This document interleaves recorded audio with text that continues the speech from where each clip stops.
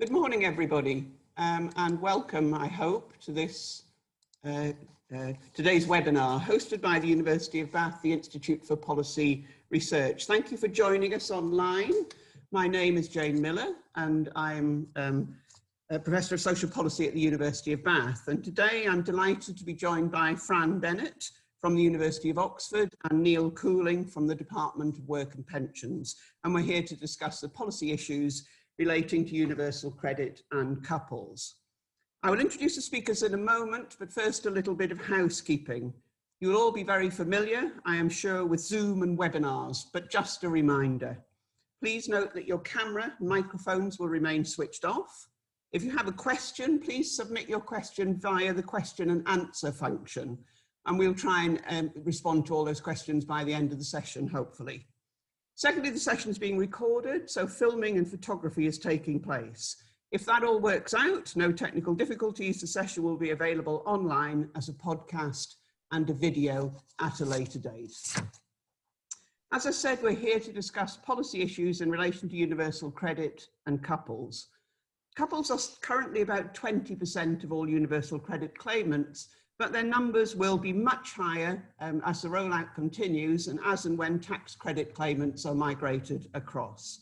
So this means couples are a substantial group, and they face a system which is a mixture of joint and individual aspects. A joint means test, for example, and one monthly payment. Each partner in the couple is responsible for their own claimant commitment.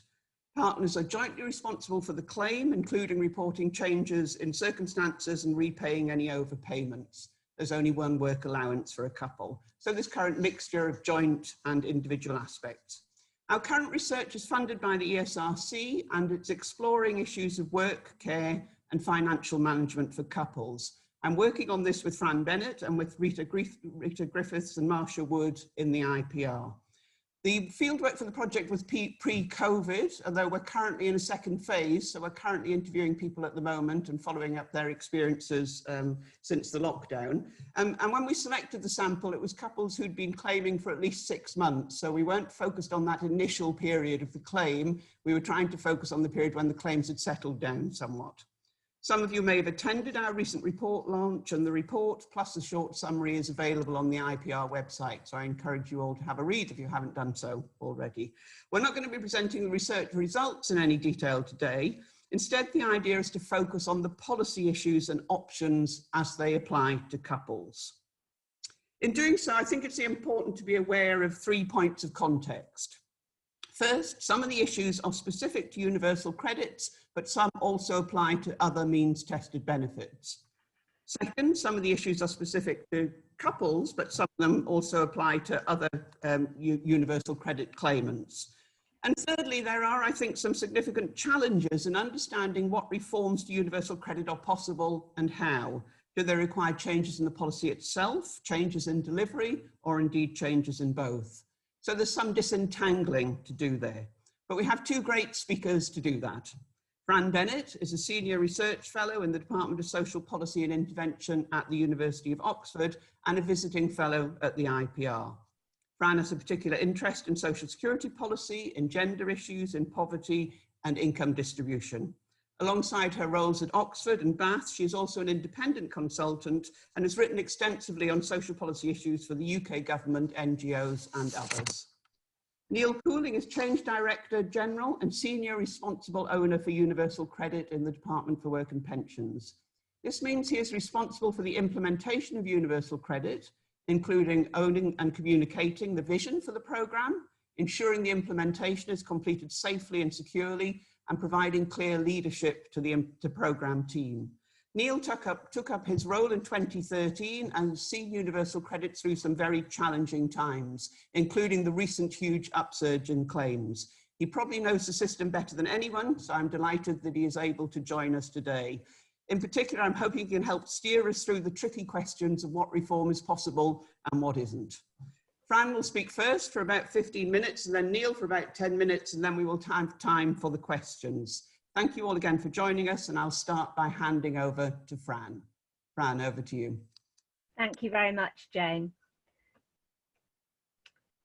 Thank you for that. Next slide, please, Sophie. Thank you. So I want to thank my colleagues in particular to begin with, Jane and Rita and Marsha, for a very good experience doing joint research on universal credit and couples.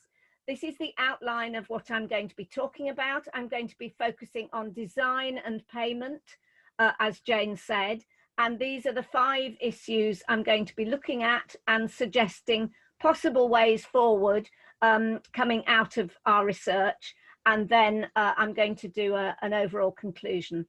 Next slide, please. So access to income for both partners was the first issue I was going to look at. This is not the same issue as how households manage money, which is what it's sometimes confused with.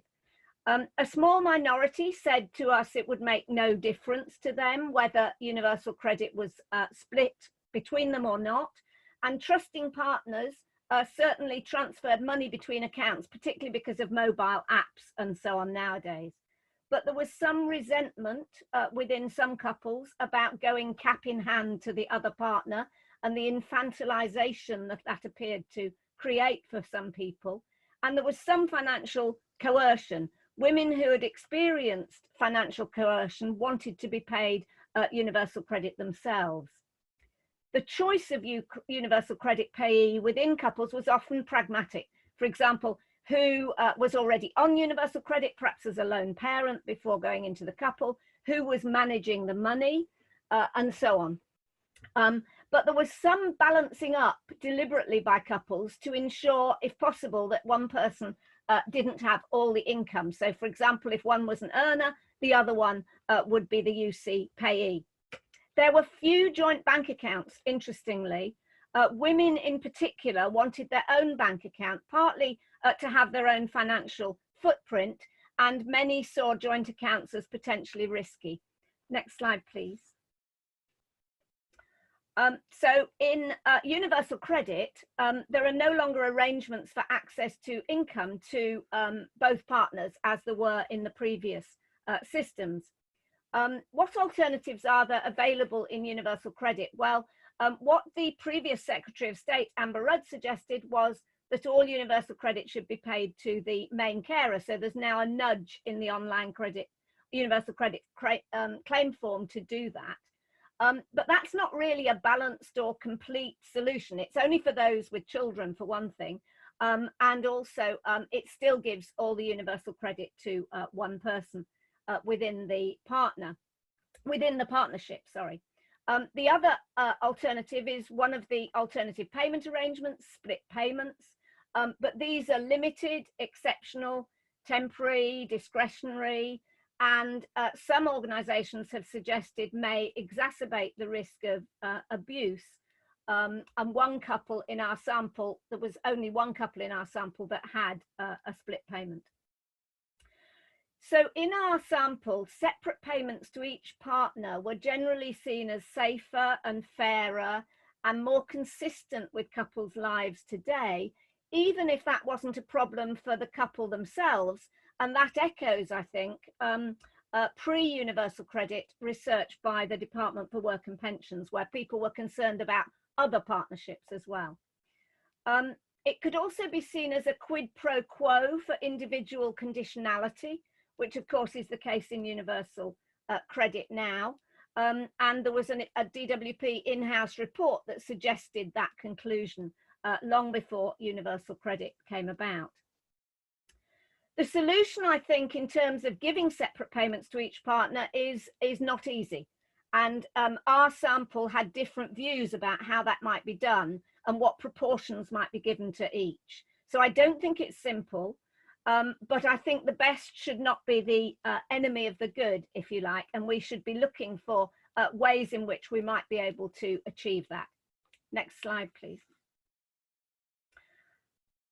So access to income is not necessarily the same as financial autonomy, because on universal credit, as a means-tested benefit, of course, whether you get any income to begin with and what amount of income you get, is dependent as one partner is dependent on what the other partner does, the fact that the other partner is there, their resources, their needs, and so on.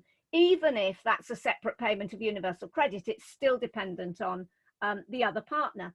And even in our research, we found that for deductions, it could depend on your partner's past. So you might still be liable jointly for deductions which had been incurred before you got together as a couple. So it's important that universal credit is not the only benefit in the system. And I think we need to bear this in mind when we think about reforms, because other reforms could actually influence the position of people within universal credit, not only reforms to universal credit itself. So it can help with some of these issues that we've been talking about. So for example, in our research, child benefit was seen as a stable income. It was dependable, you could rely on it, it didn't change with different circumstances, either employment or income or family. And now, of course, it's acting as a safety net as well. So it was important for some people on universal credit in our sample. It was actually described as a lifesaver by some, because, for example, if universal credit is stopped or it's reduced, you only get a week's notice about that, and child benefit continues, basically. So the argument we made in the report is that you should retain child benefit as separate from universal credit, which at one point was in doubt, and you should improve it. Of course, it's lost nearly a quarter of its value since because of the 4-year freeze.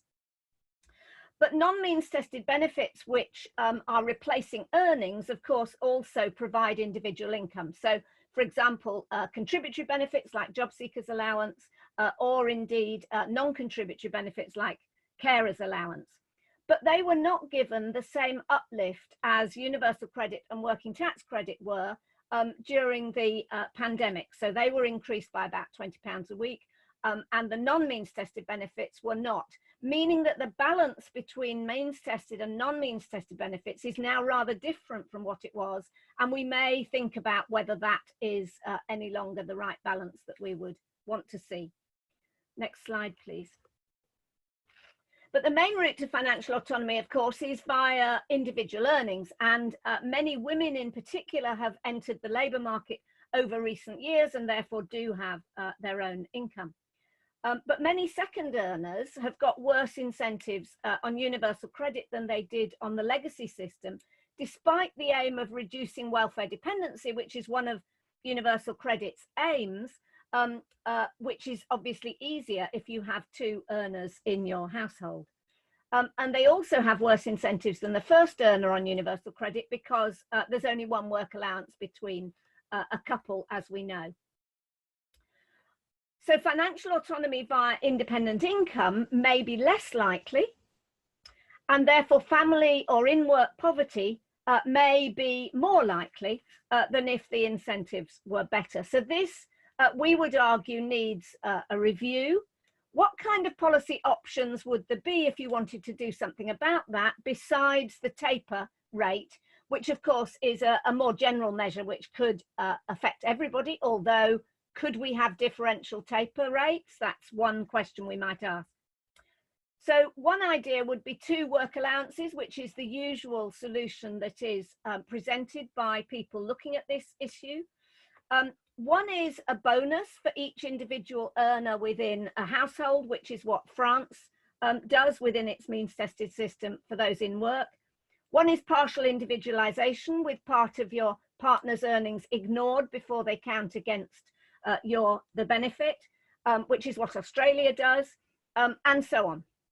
But also, of course, again, looking outside universal credit itself, benefit systems and labour markets which require less reliance on means-tested in-work supplements to boost people's living standards when they have an earner in the household is also one way in which you could do something about this. And it goes back to the non-means tested replacement of earnings benefits I was talking about just now. Next slide, please. So assessment was another thing which we asked people about in our research, and some people preferred monthly assessment because they said that there was less risk of overpayments than there had been in tax credits. But some people did not, and looking at some of the issues caused by the monthly assessment, some couples in our sample had 2 earners, and those people were affected more by the issues to do with universal credit. So in particular, the universal credit assessment period interacting with the timing of wages payments obviously had more likelihood of affecting people if you had two earners with different wage periods, even if those wage periods are regular, I should say, because it affects people in that way as well as those with irregular payments. And therefore there was a risk of volatility and unpredictability of income, which was doubled, if you like, for those with two earners in the couple. And also, of course, there was more likelihood of losing universal credit altogether because of the way in which assessment periods and pay periods interacted.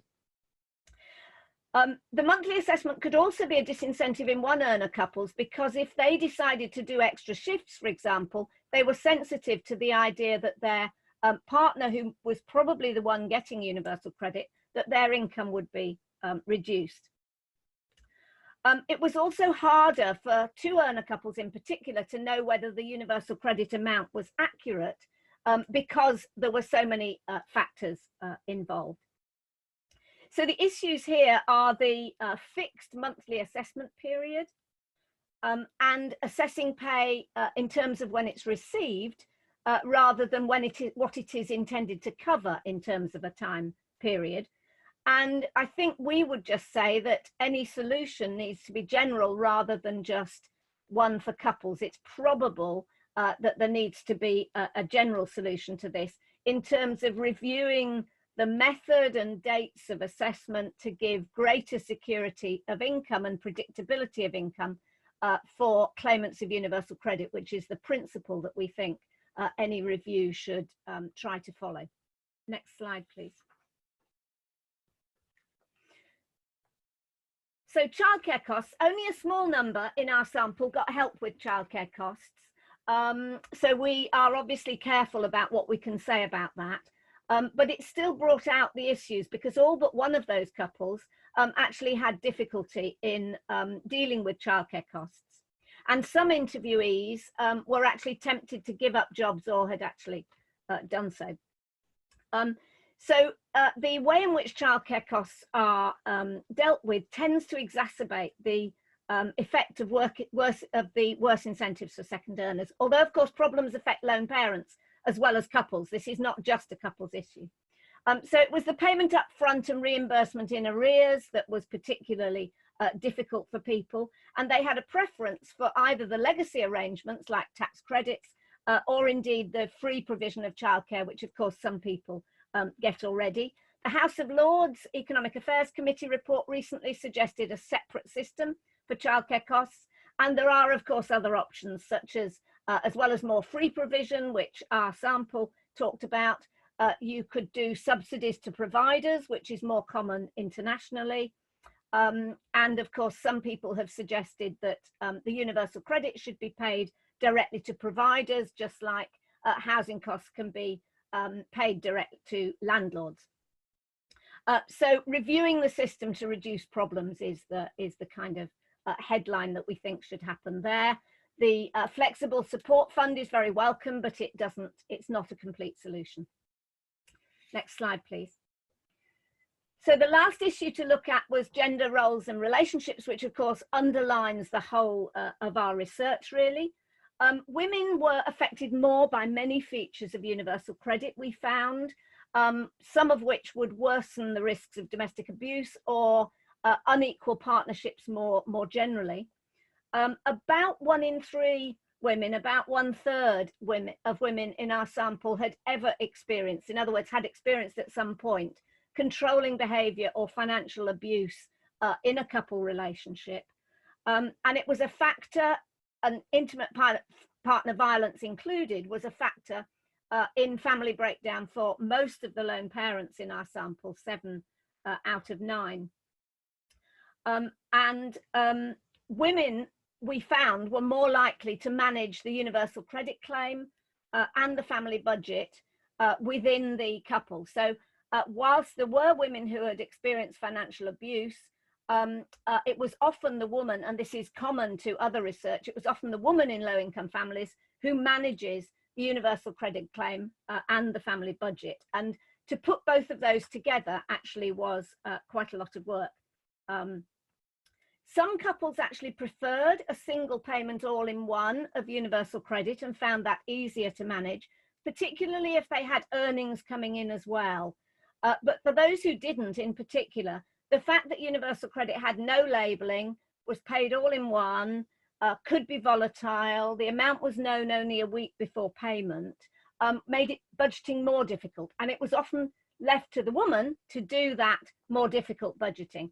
So what our report said was that universal credit is not just light work, it is work. And it's often work for women, and often with no let up, and they were also trying to manage childcare and possibly a part-time job as well. So we think a review of the administrative or compliance burden, if you like, is needed in universal credit. Next slide, please. Another gender role and relationship issue is that couples with children must nominate a main carer, of course, sometimes called a lead carer. In our sample, this tended to be determined by existing roles. So not just the budgeter for the household, but also the person who took on the majority of childcare, and that 27 out of 30 couples, the woman was nominated as the main carer. But some couples objected to this compulsory division of labour, if you like, or division of label at least, and felt that it could reinforce traditional patterns of male breadwinner families. And of course, there's no recognition of the parenting role for the other partner in terms of any impact on their job searching availability in terms of the conditionality regime. And this was seen as not really reflecting contemporary norms or practices amongst families. And so we think we need more flexible arrangements to recognise parental responsibilities in different families and how that's carried out. Next slide, please. So in conclusion, we found that amongst couples, universal credit seemed to work best for one earner couples with stable income. But of course, in today's society, universal credit needs to work well for a much wider range of couples than that, including blended families, including survivors in controlling relationships, and so on. And how universal credit works was, as I've said, seen by many in our research as not consistent with today's norms and ways of living in couples. And so our more general conclusion from that is that universal credit should take more account of the joint and separate interests of partners rather than just the joint interests, in order to make universal credit work in its own terms, as well as work for a range of different kinds of couples who are claiming it. Of course, the £20 uplift, which I've mentioned, is also of relatively less value to couples and families. So we think that it's time for a review of the relative rates between single people and couples, and those with children and those without children. COVID-19 has actually thrown issues for couples into stark relief, particularly the joint assessment in means testing, because a lot of people are not actually qualifying for universal credit as a couple because of their partner's presence and income or capital. So we think it's a good time to look at this, and we think the pandemic should not be allowed to mean policy stasis. So we think it's time to consider policy changes for couples now, and I look forward to hearing Neil Couling's response. Thank you.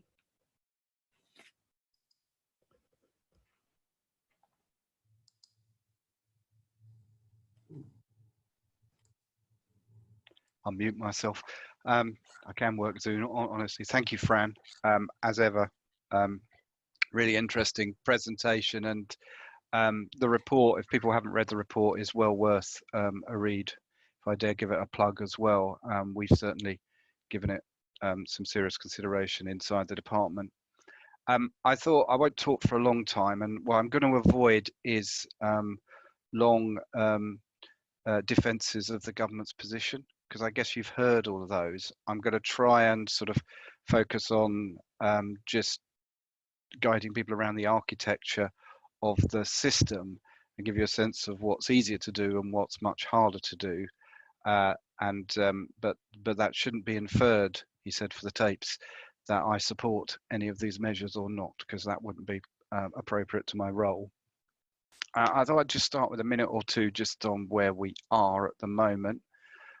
You'll know that COVID continues to challenge our society and indeed the world in terms of its impact. Some of you would have seen the Chancellor's announcements yesterday about the successor to the furlough scheme. You'll also know that there was a big uplift in universal credit claims in March, and there's a lot of talk about not just a second wave of the pandemic, but a second wave of unemployment hitting us, and we're certainly readying ourselves for that in the department. As I explained to the PAC yesterday, I don't think it's going to be quite the same nature. I did a interview with the Sunday Times a couple of weekends ago now, where I talked about the day that the government announced the self-employed income support scheme, and we saw a huge surge in claims almost as the Chancellor sat down and stopped speaking, as people realised it wasn't going to be in place. In fact, my HMLC colleagues put it in place a month earlier than we anticipated at the time, but that led to an unprecedented number of claims from self-employed people. I don't think you'll see that kind of spiking again. I think you'll see a more steady and more usual kind of growth in unemployment that we've seen in previous recessions. So significant volumes, but spread out a bit more than we were getting. I think the top number we got one day was about 130,000, I think, on the day that the Chancellor made that announcement, claims when we would normally have a few thousand each day. So you can see the kind of quantums we were trying to deal with. We're actually 6 months in a lot better shape than we were in March, in that we've recruited an awful lot more people. So we wouldn't have to necessarily stop all other work, as we practically did in order to deal with the first surge. But it partly depends on what comes down the tubes at us. But the department's shown it's quite flexible, and the system which my team has built has also shown it's quite flexible. We've made over 100 changes, I think, in the last few months, just to adapt it to the new environment that the pandemic is sadly forcing on us. So that's the kind of backdrop, and I am on the record as saying, I know Fran said we should want some policy change now, and I understand why. I'm a bit loath to do open heart surgery on the system whilst I've got lots of volumes to contend with, because that is a very kind of high risk thing to do. I'm not ruling things out. We have made changes, and we are making future changes as well that we've pre-announced, but it does bring with you a sense of risk. And the dilemma here is one with our changes, is that some things we've architected deep into the system because there's nothing else you can do in order to build a system. You have to hang it round a set of rules, and you need some guiding rules about that. And the monthly assessment periods is a very good example of that, which we've laid out ultimately in the court. For anybody who wants to read all the court things, I've sworn statements and the like for that.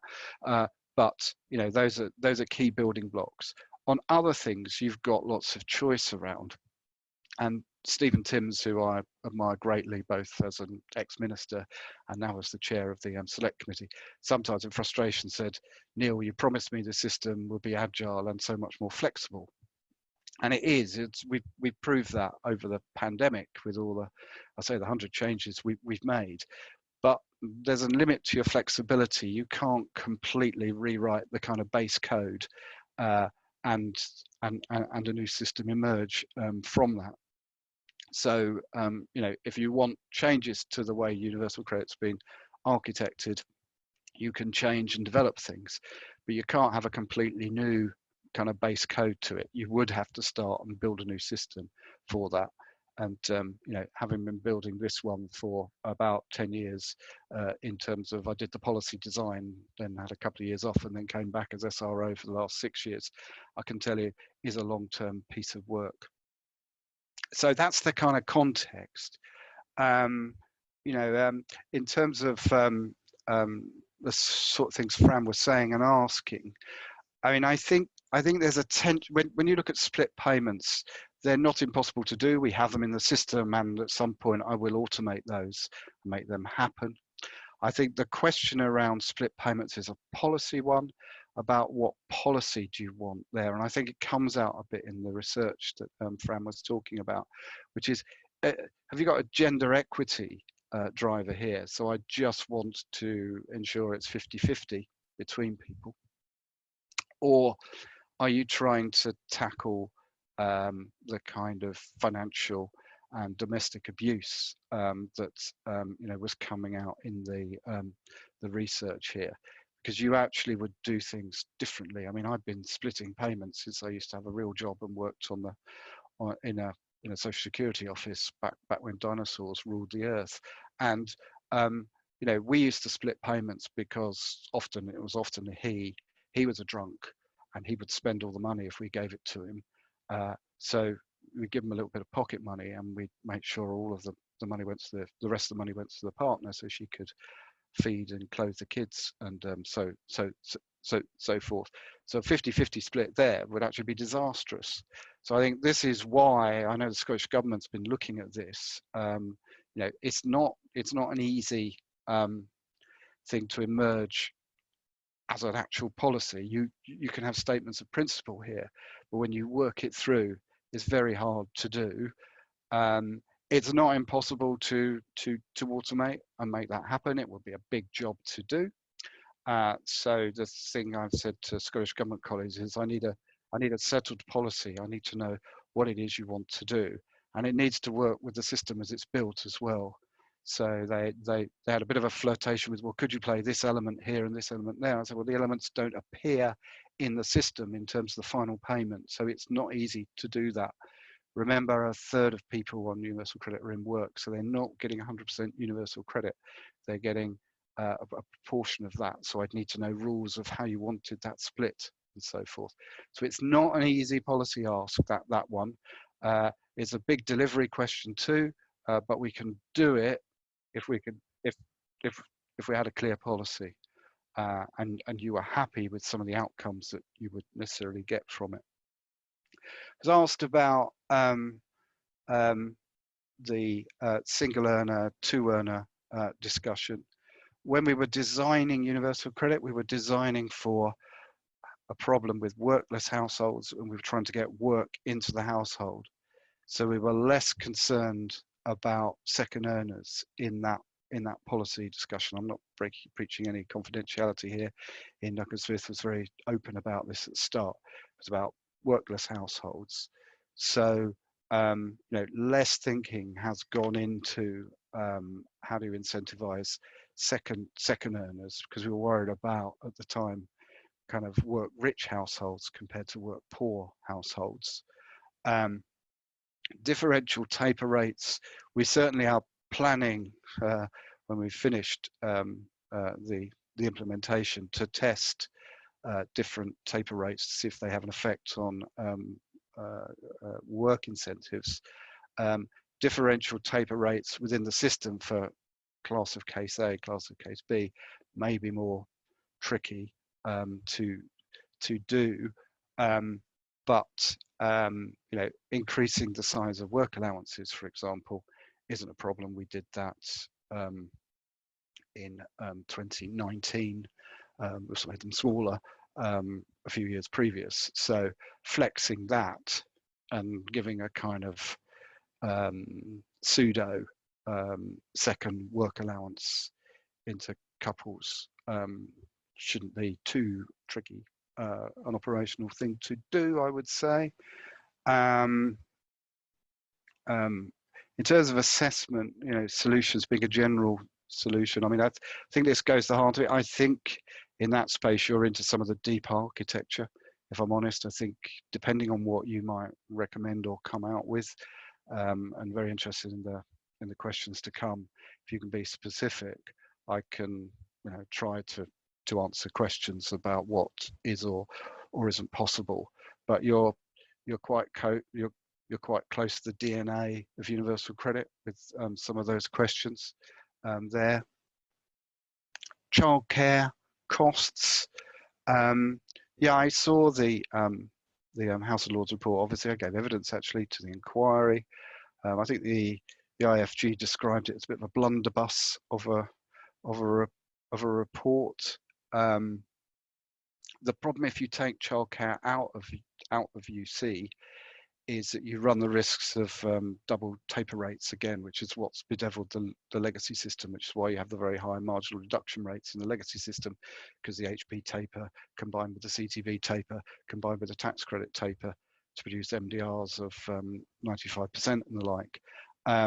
So if you wanted your childcare help to be income related, then you would immediately bump into that problem, and you'd probably have a less effective system, even though you were attempting to make it more effective. I'm struck in Britain how we've put all our subsidies into the benefit system, whilst in other countries, as Fran's analysis showed, they pay subsidies direct to providers, so that it's kind of taken out of the individualized benefit system. And if that's the way you wanted to go because of perceived problems with the way in which we pay it through to universal credit, obviously that's not paid within my system, but that might be a way to go there. But if you're gonna have it through universal credit, it has to be paid in arrears, and indeed we pay it the way we do because of the level of abuse around childcare costs there was in tax credits. It was one of their biggest areas of fraud and error loss. It's not to say everybody is doing that, but if you pay it up front, that's something you have to deal with.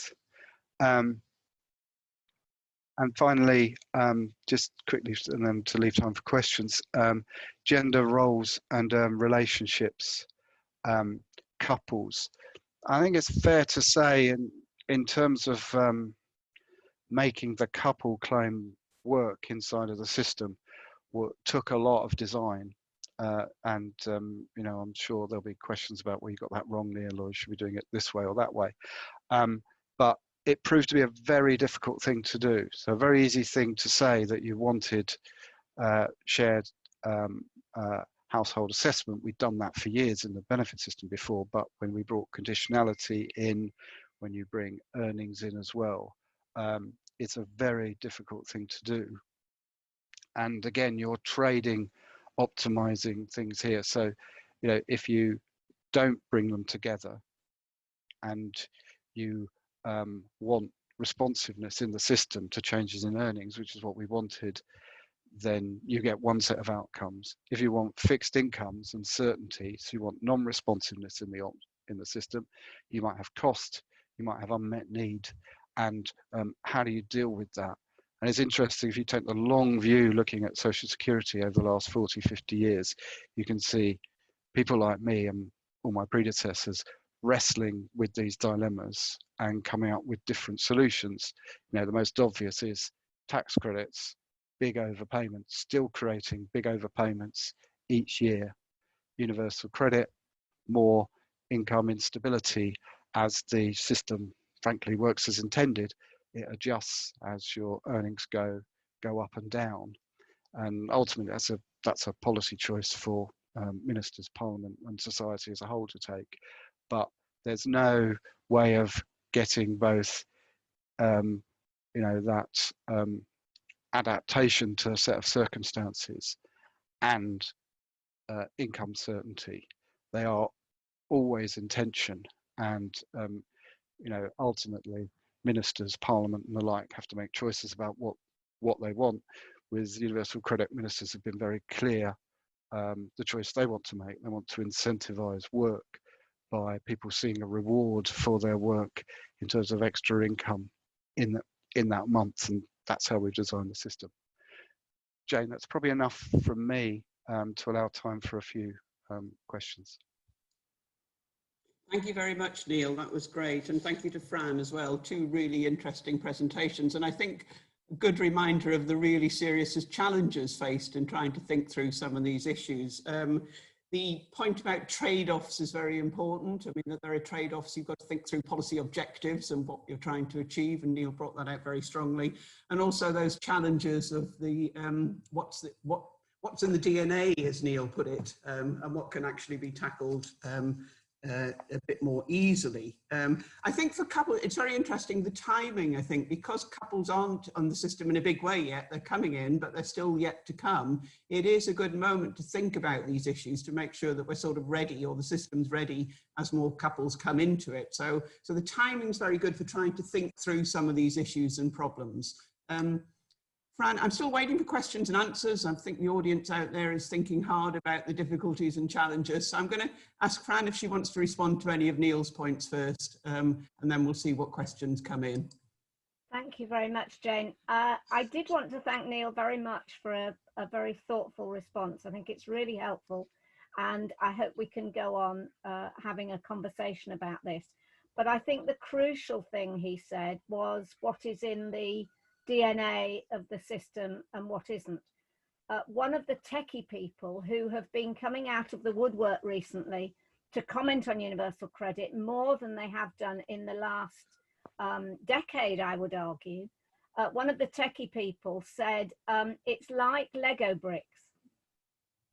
So if you change the bobbles on the Lego bricks, you can shift Lego bricks around within the building that you're building. You can put different kinds of Lego bricks in different places, and you can shift them around and make a different building. But if you change the bobbles on the Lego bricks, I can't remember what he called them, but if you change the bobbles on the Lego bricks, they don't fit together anymore. So I think that's quite a good metaphor for what, I hope Neil agrees, for what Neil is saying about what is in the DNA of the universal credit system. Now, the question then arises, was it a good idea to go in that direction with the DNA as it is in that kind of system? And people would have obviously different views about that. But how much of that can be changed and how much of it cannot, and how much of it can be changed in a more systemic way rather than just having workarounds, if you like, which I think is what we've got for some things at the moment that people have found difficult, is obviously the critical perhaps policy issue and delivery issue within universal credit.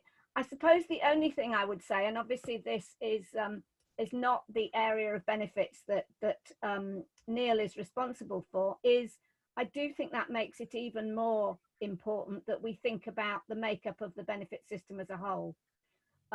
And I think one of the things which, for example, Rod Hick has pointed out in an IPR blog recently is that the contributory benefits over the period of the pandemic have not really been, they haven't really figured very much as something that people have been, encouraged to claim. And I think we should look at both child benefit and the other benefits that we have, which are not means tested, because when Neil talked about the tension between giving a secure, reliable income that doesn't respond to circumstances other than big changes versus trying to make your the benefit respond to your changes of circumstances. Of course, a lot of other countries place a lot more emphasis on the benefits which do not change in line with your means, your resources. And if we did that a bit more, perhaps we'd be putting less weight on the universal credit system to solve some of these problems, and the tension would become slightly less. Good, thank you very much, Fran. That's very useful. Neil may want to come back on some of that, but I'm getting questions in now, so I think I'm going to turn to the questions that are coming in. And I've got questions on childcare, on second earners, and on the assessment area. So let's start with childcare, which is from Kelly Marie Jones. Accessing the childcare cost element is very important for incentivising work. Fran mentioned that take-up was low. Is this a concern for the DWP, Neil? Take-up of the childcare? It certainly is, because it might be telling us something about our success in encouraging families, particularly lone parents, into work. I mean, tax credits were part of the great success story of our raising of the participation rate in work of lone parents over the last 20 years. Was a beautiful mix of tax credits, universal credit, benefit changes. I know it's going to be controversial now with a few people, but greater conditionality, better provision of childcare. You know, I mean, we went from one of the worst in Europe to one of the best over a generation. It's, you know, it's so I think I am concerned about that, and clearly got a pandemic on my hands to manage at the moment, but you know, it is something we haven't had a lot of new claims. We were, you know, a lot of this will come as people transition over from tax credits, but you know, it is something I think we've got to watch, because it could be a sort of canary in the coal mine a bit, that aspect of the policy isn't working as we intended it. Great, thank you very much. I'm getting lots of questions in now, so we're probably going to have to jump around a little bit and see how many we can get through. But let me pick one out that's really at the heart of what our research and the issues here about couples. Comes from CPAG training. One of the real issues for many claimants is what constitutes coupledom in the first place. As advisors, we still hear about the mythical 3-night rule. The query we often get is, what happens to my benefits? My boyfriend moves in. And increasingly we hear about couples who separate emotionally, but continue living under the same roof for childcare or economic reasons. So what's this coupledom issue? Is this still a challenge for you within DWP, Neil? It's always been a challenge. I mean, I remember the first time I read the living together as husband and wife rules, which was what they used to be called eons ago, and thought, what chance does that give me then? You know, it's down to, do you share a salt and pepper pot, and so forth. So it is a very difficult thing to administer within the system. Of course, individualized benefits would come at a great cost, and you would get some rather absurd outcomes as well. That very, you know, well-paid civil servants like me, their wife could claim benefits. So that's why we have the kind of household test. But CPAG training are quite right. This continues to be an area that society is evolving in as well, and indeed the economic circumstances, as alluded to, I think in the bottom end of the question, will influence some behaviour too. The key thing we try to look to is there an economic partnership? So we're not interested in who loves who. We're trying to see, is a common household kept, and that's the thing we've tried to hang on to here, in not let it go into any moral debates or the like. It's very difficult. Let's go on to a question from Sophie Howes. Fran, can you say a bit more about the administrative burden falling to women? And Neil, is this something DWP is thinking about, the burden that falls to claimants, and how this might be shared in a household, and how perhaps it could be shared with DWP a bit more? Fran, first, a bit more about the burden falling to women. Yes, thank you. I mean, what we were finding was that it was, and this, as I said, isn't new in terms of research on low-income families, that it's often the woman who manages the household budget for a start. Yeah, so that's the first thing in couples. And you know, previous research has found that may be a source of pride. So it isn't totally negative, but it is quite a lot of work. And then on top of that, because of the reporting necessary for universal credit, and particularly because of the conditionality and the fact that that is now often two people, not always, but often two people's conditionality that's being reported on in the online journal and so on, the managing the claim of universal credit as well as managing the household budget actually adds to that burden. And then, of course, a lot of women also have childcare on top of that. And as we saw from other things that I said, that was usually falling mainly to the woman in couples. And on top of that, they may have a part-time job, or they may be trying to get a part-time job or whatever. I mean, I just thought that the phrase which was used in the report, which I think it was Rita Griffiths, the main author, talked about first, was this thing that universal credit is not just light work, it is work. And often it was no let up for many women. That was just what we found for many people, and we're just wondering what could be done about that within universal credit itself, and how it is delivered by the DWP, and what expectations there are on claimants. There is some work on this, often called the costs of compliance. I did some work with IFS colleagues quite a long time ago now. And there's also some more recent work, and the kinds of costs that are talked about are the costs of learning how the system works, and the psychological costs of claiming and what that does to people, the time costs, clearly, and that's what we've been talking about here, and also often the money costs, like having to go to the job centre, for example, or having to keep your phone in credit. So there are lots of different costs, but what we were particularly talking about was the time. And as we know, quite a lot of researchers have talked about people in poverty also suffering from time poverty, and that seems to be an issue here. Now, I would only say before I stop, Neil will probably say, well, there was a lot of time involved in having to claim several different benefits from several different authorities. So, of course, we would acknowledge that. But I suspect it's the conditionality and the increased monitoring of that that is particularly adding to people's burden in terms of managing the UC claim. Thanks, Fran. Neil, is this compliance costs and issues that DWP thinks about? And so one more.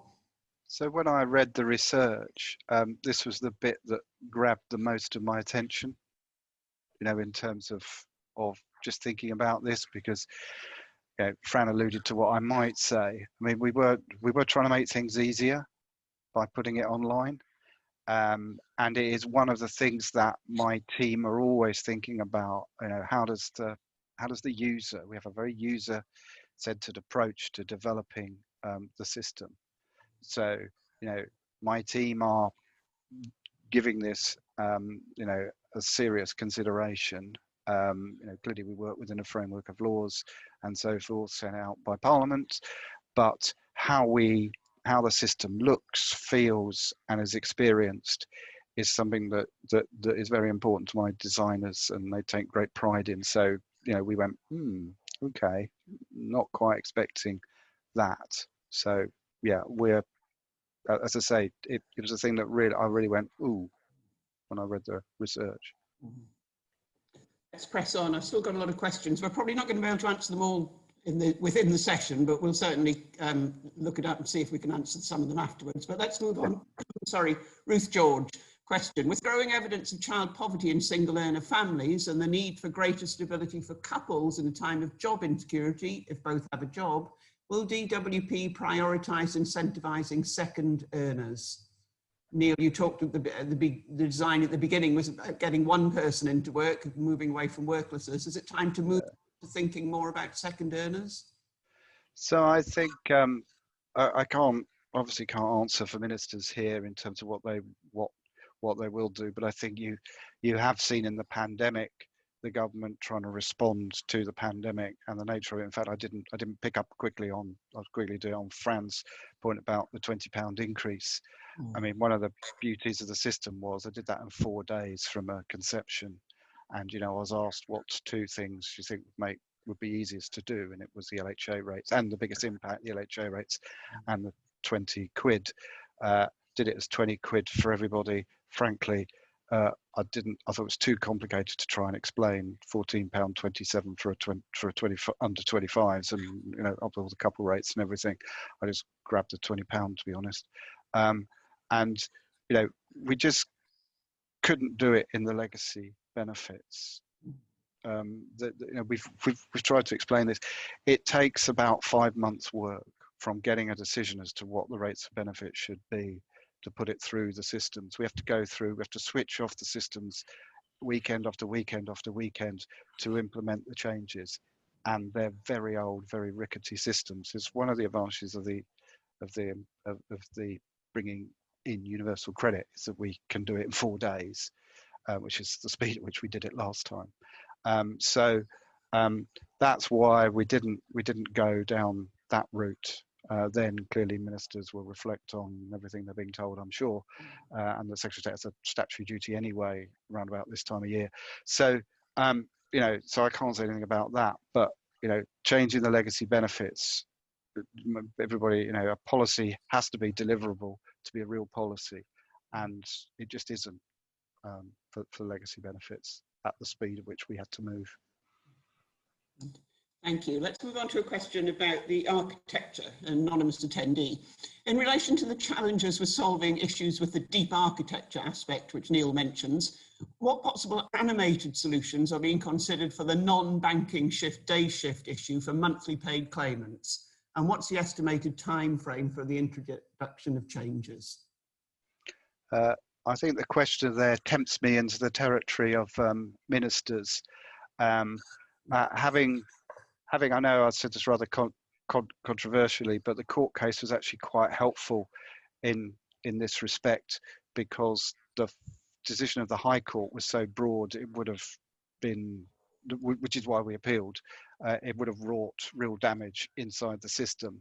The decision of the appeal court was much more reasoned and allowed me much more latitude to come up with a solution there.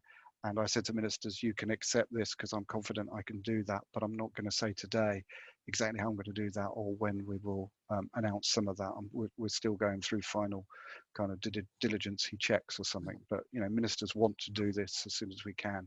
We want to do it as soon as we can, because the court took a rather mature view of the issue rather than the High Court. I wouldn't say it's immature, but it was an interpretation that gave us, I don't think it was their intent, gave us big problems of how do you give effect to that, because it was another one of these things that was in tension.